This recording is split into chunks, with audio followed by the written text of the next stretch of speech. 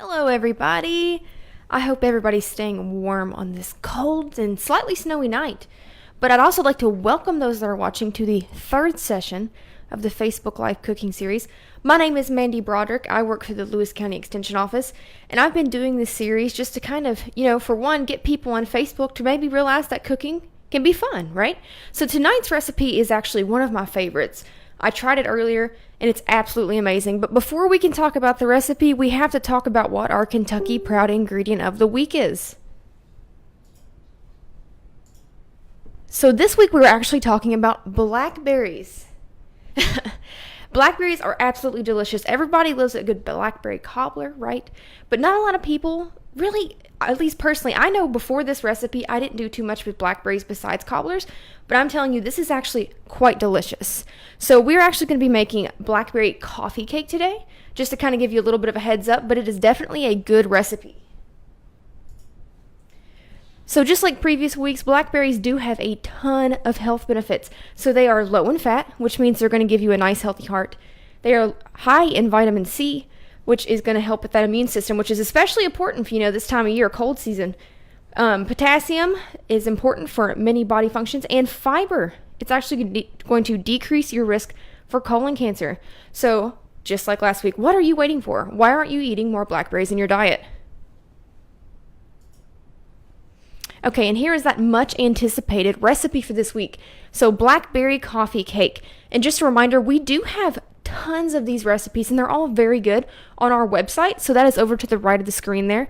But let's look at our ingredients. So we've got 1 cup of all-purpose flour, 1 cup of whole wheat flour, 1.5 cups of white sugar, 2 teaspoons of baking powder, 1 teaspoon of salt, 1/3 cup of margarine, 1/3 cup of applesauce, cinnamon, brown sugar, eggs, vanilla, milk, blackberries. Okay, so that is a lot of ingredients, right?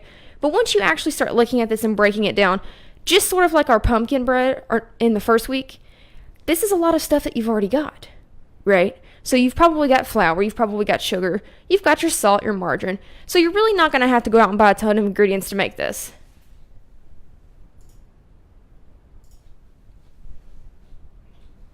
All right, so let's go ahead and get started here. So the first step we're actually going to do is we're going to take, just like in previous weeks, we're going to take all of our dry ingredients.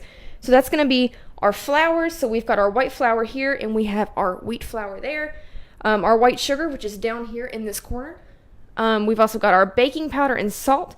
I've got that mixed up in this little container here. Now I do also have cinnamon and brown sugar in there, which is actually in the next step, but I've already got it combined just to kind of help me out. So I'm going to go ahead and add all those ingredients to our first bowl.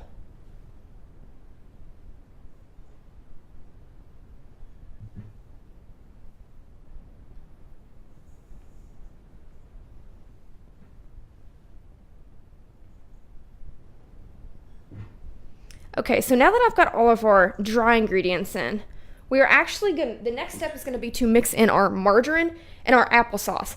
Now, whenever you look at this recipe card, it's going to call for a special tool. Basically, it's going to help you cut in the butter to make the crumbs quicker. Now, if you're like me, you don't have something like that, you can use this magical utensil right here, just a spoon.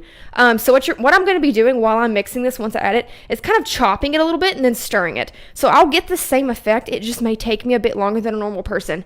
But if you look at this recipe card and you're like, oh, I don't have that in my kitchen, you don't need to worry about it. So I am going to go ahead and add our butter and our applesauce here. And like I mentioned before, we are going to mix this until it resembles crumbs. So I'm going to go ahead. I already have the butter diced up a little bit just to kind of help me out. And then I'll add our applesauce.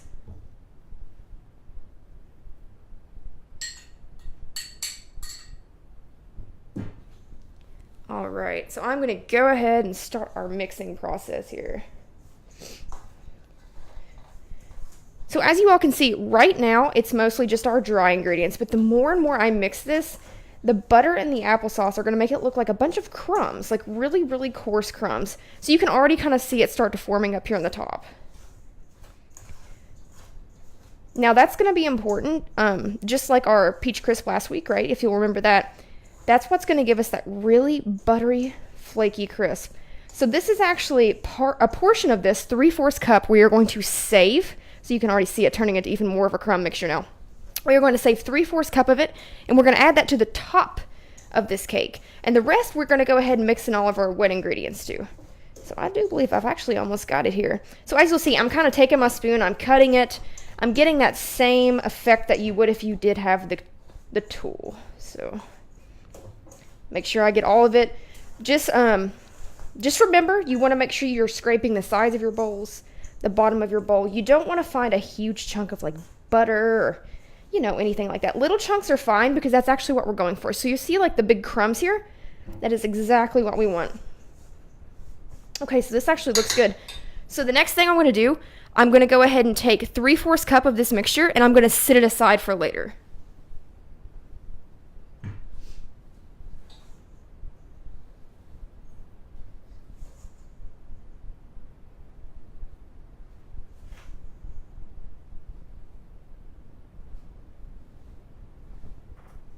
All right, perfect. So now that we have all of our dry ingredients, we are actually going to go ahead, and remember, I know you're seeing step 2 here. I have already added the cinnamon and brown sugar. It was already pre-mixed in that bowl. We've got our 3/4 cup of the mixture saved in this bowl here. So we're going to go ahead and do our wet ingredients. So we're going to do our eggs, our milk, and all that good stuff. We're going to go ahead and blend that up, and our vanilla.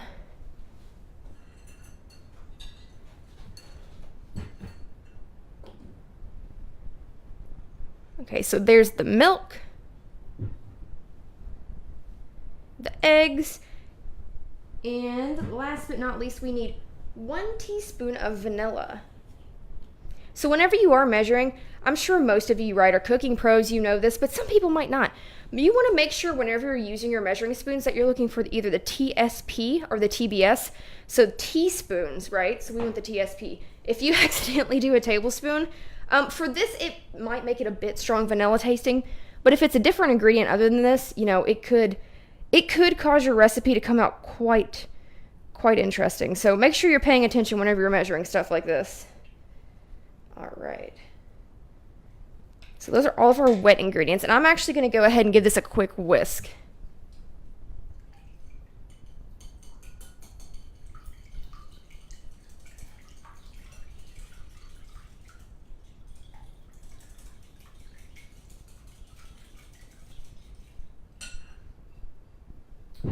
Okay, so all we are going to do now is we are going to take this bowl and what is left of our first bowl, and we are going to combine them and stir them till it's well blended. So I'm just going to go ahead and dump this whole thing just straight into this bowl. Nothing too crazy going on here. The biggest reason you want to make sure you're doing it in 2 separate bowls is so that you get everything blended really well. So like our eggs, you'll notice that I beat them up, you know, right? We're not going to have a huge piece of yolk anywhere in there. All right, so let me go ahead, get this mixed up for you all. And believe it or not, we are actually almost done after this point. So this recipe is really good. It, like I said, out of the ones I've made for this program so far, and I make a lot of these recipes. I really do. I had never made this one before until today, and it's one of my new favorites. So I would extremely recommend that you give this one a try. It's very sweet, and the blackberries, they can be kind of, you know, sour and tart, right? But whenever you cook them, they actually turn more sweet. So it's quite delicious. All right, so you'll see I've actually already got our batter mixed up there. So that was just our first bowl combined with our second bowl. Okay, next we are actually going to need our 9x13 baking pan.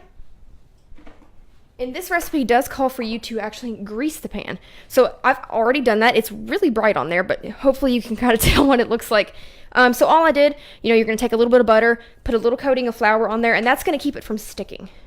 So, you know, nothing too crazy. All right, next thing we're going to do is we're going to take this batter and dump it into our greased pan.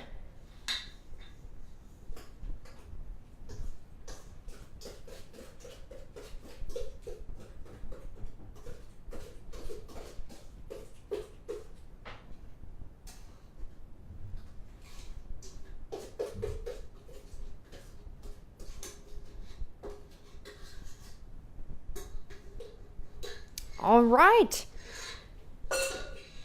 Now what I did earlier, and it seemed to work pretty well, is I'm going to go ahead and just kind of, you know, spread it out, make sure it gets good and even. This is going to rise a little bit because you have to remember we have baking powder in it.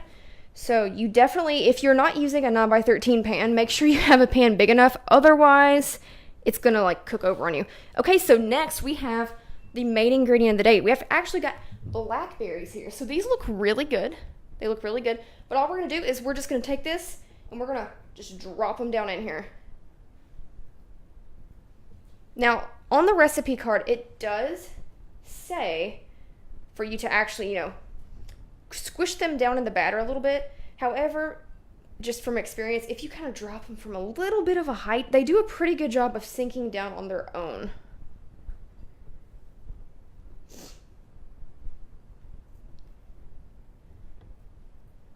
Okay, guys. So it looks like it calls for 2 cups, but I don't think I'm going to put quite that in here because it's already looking, pretty full. All right. So all we're going to do now is take the remaining crumb mixture and we're just going to sprinkle it on top. So as this cooks, it's going to give you a really nice crunchy crust on the top, and it's really good. So you do want to take your time with this, make sure you're getting it nice and even, cover all corners of your pan. And there we go. That is it. So here we've got the cake. This is what it looks like before it goes into the oven. Now, once you cook this, you're going to end up with a really, really nice little piece of coffee cake. So here it is what it looks like when it's finished, when it comes out of the oven. Those blackberries are going to, all the sugars are going to cook out in them. They're going to become very sweet, very tasty. It's got a really crunchy crust on the top from what we just dumped on top here. And I promise, if you try this, it is really good, really great. But yeah, that is actually our recipe for this week. So at this time, if anybody has any questions, I'll go ahead and answer those. You can post them in the chat.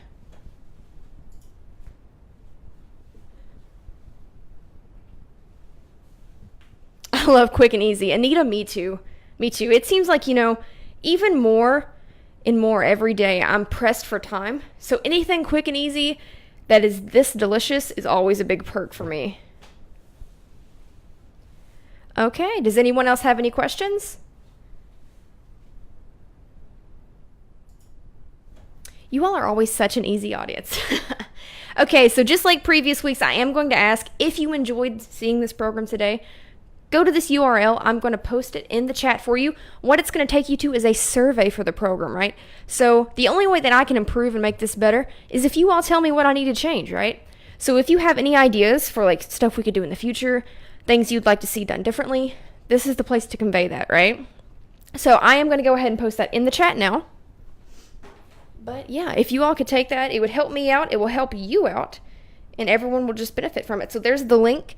But other than that, this is actually it. So the next session will be December the 11th at 6 o'clock p.m. We are actually doing a gluten-free recipe next week. So if you know anybody that has maybe celiac disease or a gluten intolerance of any type, this is going to be a great lesson for them to tune into. So make sure you spread the word. I believe they're peach blueberry gluten-free muffins, so they sound really good. But regardless, there's my contact information. Remember, please fill out that survey in the chat if you do have time to do so. And I want to thank everybody for watching. I'll see you next time.